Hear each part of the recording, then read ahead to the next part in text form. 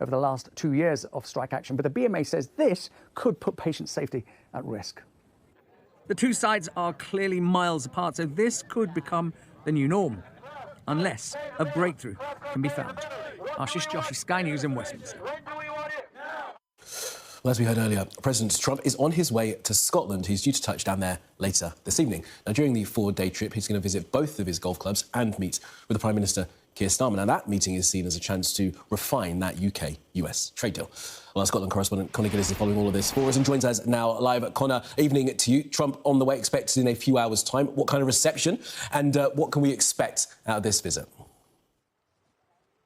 Yeah, good evening, Kamali. Donald Trump is on his way to the golf course you see here behind me at Turnberry on the Ayrshire coast in Scotland, slightly behind schedule, estimated to potentially land at Prestwick Airport, 20 miles or so north of here, just after 8:30 this evening. Then potentially will we see that famous presidential motorcade winding their way through the streets of Ayrshire and ending up at this resort. And in true Trump style, freewheeling in front of an impromptu press conference, he couldn't help himself to answer many a question from journalists before boarding Marine One and boarding Air Force One bound for Scotland. And as part of that, he was discussing his meeting with the British Prime Minister, Sir Keir Starmer, saying that they will be discussing the trade deal between the UK and the US. He said that Sir Keir Starmer was a good guy.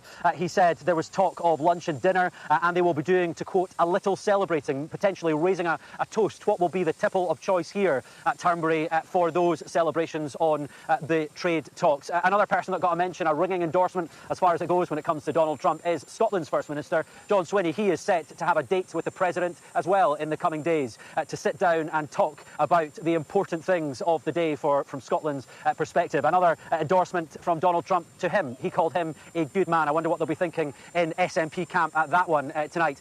Talking and turning now to the security efforts, the security operation, the biggest that we've seen in Scotland for very many years. Up to 5,000 police officers deployed, specialist armed teams. And let's look up here. The sniper teams have been installed in the last few hours, preparing for the President to play golf on that course that he has described as...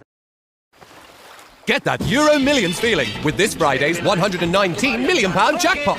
Euro Millions from the National Lottery.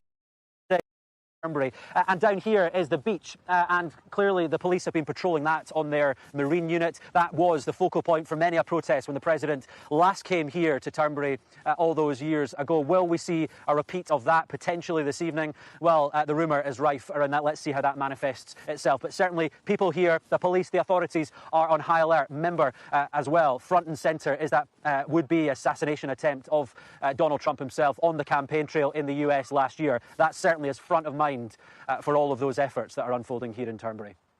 All right, Conor, for now in Turnberry, of course, plenty from you for the next few days. Thank you for now.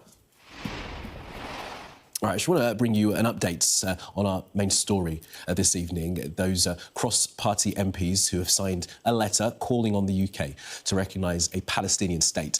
Well, in just the last few minutes, the organiser of that letter...